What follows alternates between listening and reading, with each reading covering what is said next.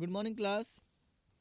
बेटा last class में आपको एक चीज़ पढ़ाई गई थी, कुछ क्वेश्चंस दिए गए थे, आप लोगों में से किसी ने भी सॉल्व नहीं किए हैं, उन्हें सॉल्व करके मुझे सेंड कर दीजिएगा आज। और दूसरा आज का टॉपिक करते हैं। आज छोटा सा टॉपिक पढ़ाएंगे आपको, इसीलिए कि आपको वो टाइम मिल जाए क्वेश्चन सॉल्व करने का।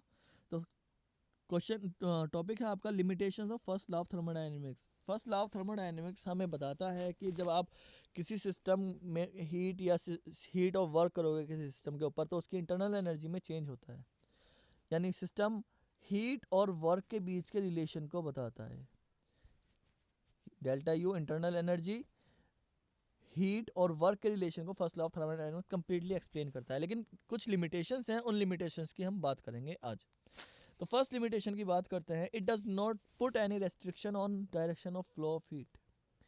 यानी हीट किस डायरेक्शन में फ्लो होगी, जब हम कोई सिस्टम प्रोसेस करा रहे हैं, हीट किस डायरेक्शन में फ्लो होगी, ये चीज़ ये नहीं बताएगा। क्यों नहीं होगी, नहीं किस चीज़ में, मतलब आपके पास मान लो ये कोई सिस्टम है, इट इज़ ए सिस्टम, और इस सिस्टम के चारों तरफ सराउंडिंग्स हैं। अब आप ये कह रहा है कि भाई हीट जब फ्लो होगी वो बाहर की तरफ होगी या इनवर्ड होगी, ये नहीं बताएगा। आउटवर्ड होगी कि इनवर्ड होगी, ये नहीं बताएगा। दूसरी चीज़ अगर हम बात करते हैं, it is also unable to explain why physical and chemical process occur in a natural direction. Normally अगर आपने देखा होगा कि आप एक हॉट वाटर और एक कोल्ड वाटर को मिला दो, आपके पास हॉट वाटर है और कोल्ड वाटर है, ठीक है ना। हॉट वाटर और कोल्ड वाटर आपके पास है, और जब आप इन्हें मिला दोगे तो इन दोनों का टेम्परेचर इनके बीच का हो जाएगा, नहीं इसका पानी ठंडा हो जाएगा। यानी जो एक्चुअल में हीट का फ्लो जो होता है वो हायर से लोअर की तरफ होता है।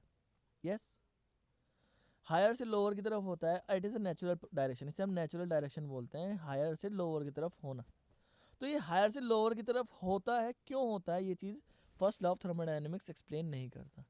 यानी हीट फ्लो केमिकल प्रोसेस या फिजिकल प्रोसेस में नेचुरल डायरेक्शन में हायर से लोअर की तरफ होता है, तो क्यों होगा ये नहीं बताएगा। आप इसका एक और एग्जांपल ले लो। अगर मान लो आप एक आइस ले रहे हो और उसे रूम टेम्परेचर पर रख देते हो, तो वो वाटर में कन्वर्ट हो जाता है। तो वाटर में कैसे कन्वर्ट होता है, ये तो आपका फर्स्ट लॉ बताता है, फर्स्ट लॉ ऑफ थर्मोडायनेमिक्स बताएगा। लेकिन क्यों हो रहा है आइस का कन्वर्जन वाटर में, क्यों हो रहा है, ये फर्स्ट लॉ ऑफ थर्मोडायनेमिक्स नहीं बताएगा। तो यही चीज़ को, इसी चीज़ के लिए हमें नेक्स्ट लॉ की ज़रूरत पड़ी। Yes, the direction in which they take place spontaneously, अपने आप हो जाए, है ना। चलिए बात करते हैं next. It is unable to predict feasibility, यानी फिजिबिलिटी के बारे में, स्पॉन्टेनिटी के बारे में नहीं बताता कि भाई किस डायरेक्शन में स्पॉन्टेनियस होगा, किस डायरेक्शन में नहीं होगा, ये चीज़ नहीं बताएगा। यानी अगर हम मान लो एक सिंपल सा एग्जांपल ले लेते हैं, झरने का पानी बह रहा है, झरने का पानी बह रहा है, तो वो क्या कैसे बहता है, अप टू डाउन जाता है। यस, अप टू डाउन जा रहा है, क्यों जा रहा है, ये चीज़ फर्स्ट लॉ ऑफ थर्मोडायनेमिक्स नहीं बताएगा। ठीक है ना बेटा, तो ये चीज़ें याद रखनी है आपको। नेक्स्ट है, it can not be explain why it is not possible to convert heat energy completely into an equivalent amount of work. हमने पढ़ा है delta U equals to Q plus W from the first law of thermodynamics. यहाँ से अगर आप देखोगे तो एक रिलेशन निकल के आता है, Q equals to delta U minus W. यानी जो हीट हम सिस्टम को सप्लाई करेंगे, वो हीट दो तरीके से यूज़ करेगा। सिस्टम जो है दो तरीके से उसे यूज़ करेगा, एक तो उसकी इंटरनल एनर्जी में चेंज होगा, दूसरा सिस्टम कोई ना कोई काम करेगा। कहने का मतलब है कि जब आप हीट दोगे सिस्टम को, जब आप हीट दोगे तो ये हीट कंप्लीटली वर्क में कन्वर्ट नहीं होगी।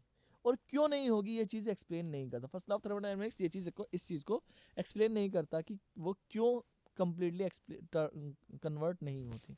तो यहाँ से ये दीज आर टर्म्स, यहाँ से आपको एक टर्म मिली थी स्पॉन्टेनिटी, नेचुरल डायरेक्शन होने वाले प्रोसेस की बात कर रहे थे हम लोग, कि स्पॉन्टेनिटी की एक टर्म मिली थी आपको। देखिए ये कि नेचुरल डायरेक्शन में होने वाले हैं स्पॉन्टेनिटी। तो स्पॉन्टेनिटी होती क्या है, स्पॉन्टेनियसली होने वाला प्रोसेस कौन से होते हैं, इसके बारे में थोड़ा सा आइडिया ले लेते हैं। स्पॉन्टेनिटी होती क्या है बेटा, स्पॉन्टेनिटी जो है द एक्ट और quality of acting without thinking in advance. यानी कोई, जब हम कोई काम कर रहे हैं और उसे हम एडवांस में पहले से ही नहीं सोचेंगे भाई इसको हमें ऐसा करना है या वैसा करना है, और वो अपने आप हो जाता है, तो उस प्रोसेस को हम बोलते हैं स्पॉन्टेनिटी। फॉर एग्जांपल अगर आप मान लो स्नीजिंग कर रहे हैं, छींक रहे हैं और आपकी आंख अपने आप बंद हो जा रही है, तो उस प्रोसेस को हम स्पॉन्टेनिटी, उसके लिए हम टर्म जो करेंगे, वो आपने सोचा नहीं था कि मैं छींकूंगा तो आंख बंद करूंगा या नहीं करूंगा, लेकिन वो अपने आप हो जा रहा है, तो उस चीज़ को हम स्पॉन्टेनिटी कहते हैं। समझ में आ रही बात? यानी स्पॉन्टेनिटी के बेस पर आपके जो प्रोसेस होते हैं बेटा दो तरह के होते हैं, एक स्पॉन्टेनियस प्रोसेस, एक नॉन स्पॉन्टेनियस प्रोसेस। एक स्पॉन्टेनियस प्रोसेस, एक non spontaneous process. Spontaneous process और नॉन स्पॉन्टेनियस प्रोसेस कौन से होते हैं? जो प्रोसेस अपने आप हो रहे हैं, यानी जैसे झरने के पानी बहना, आइस का मेल्ट होना जब उसे आप रूम टेम्परेचर पर रख देते हो, या फिर आप ने कोई भी दूध का खट्टा होना, जब दूध को आप ऐसे ही रख देते हो वो खट्टा हो जाता है, तो वो चीज़ें प्रोसेस जो है आपके स्पॉन्टेनियस प्रोसेस है ना। और नॉन स्पॉन्टेनियस प्रोसेस जो अपने आप नहीं होते और उन्हें हमें बाहर से करने होते हैं, जब तक वो नहीं होगा, जब तक हमें पूरा एफर्ट डालना भी होगा, तो उसे हम नॉन स्पॉन्टेनियस प्रोसेस कहते हैं। पहले डेफिनेशन कर लेते हैं। Spontaneous process a process which proceed by itself. ऐसे प्रोसेस जो अपने आप ही होते हैं उन्हें हम स्पॉन्टेनियस प्रोसेस कहते हैं, without any outside assistance. Yes. और ये इरिवर्सिबल नेचर के होते हैं, जैसे कि आपके नेचुरल प्रोसेस। इरिवर्सिबल जैसे कि आपका दूध खट्टा हो गया तो आप वापस से उसमें कन्वर्ट नहीं कर पाओगे ना, तो वो स्पॉन्टेनियस हो गया। Non spontaneous a process which proceed with the help of external assistance. जो ऐसे प्रोसेस जो एक्सटर्नल असिस्टेंस की हेल्प से क्या होते हैं, कंप्लीट होते हैं, उन्हें हम नॉन स्पॉन्टेनियस प्रोसेस कहते हैं। These are reversible in nature. Yes. अब एक एग्जांपल ले लेते हैं भाई, कैसे स्पॉन्टेनियस प्रोसेस को। बेटा जो प्रोसेस अपने आप हो रहे हैं, या फिर आप उसे थोड़ा सा हल्का सा इनिशिएट कर रहे हो, तो इस इनिशिएट करने के बाद वो अपने आप कंप्लीट हो रहे हैं, तो उसे हम बोलते हैं स्पॉन्टेनियस। फॉर एग्जांपल आपने लकड़ी जलाई, आपने इनिशिएट कर दिया, फिर उसके बाद वो लकड़ी आप बिना आप किसी हेल्प के आप वो अपने आप ही कंप्लीटली जल गई, तो उसे हम बोलेंगे स्पॉन्टेनियस प्रोसेस। यस। लेकिन अगर आप कोई काम कर रहे हो, फॉर एग्जांपल आप एक ऑब्जेक्ट को यहाँ से यहाँ भेज रहे हो, तो आप जब तक इनिशिएट स्टार्ट करने से लेकर यहाँ तक जब तक आप एफर्ट नहीं डालोगे, कंप्लीट एफर्ट नहीं डालोगे, तब तक ये वहाँ तक नहीं पहुँचेगा। अगर आपने एफर्ट यहाँ तक डाला तो यहीं रह जाएगा, यहाँ तक डाला तो यहाँ रह जाएगा, यहाँ तक डाला तो यहाँ तक रह जाएगा। इसका मतलब क्या है कि इनिशियल से लेकर एंड तक आपको सारे एक्सटर्नल हेल्प करनी होगी उसकी, तो ऐसे प्रोसेस को हम नॉन स्पॉन्टेनियस प्रोसेस कहते हैं। अरे बेटा उस बात समझ में? तो यही चीज़ स्पॉन्टेनियस एंड नॉन स्पॉन्टेनियस के बारे में बात आती है कि स्पॉन्टेनियस प्रोसेस क्या होता है, नॉन स्पॉन्टेनियस प्रोसेस क्या होता है। तो ठीक है ना।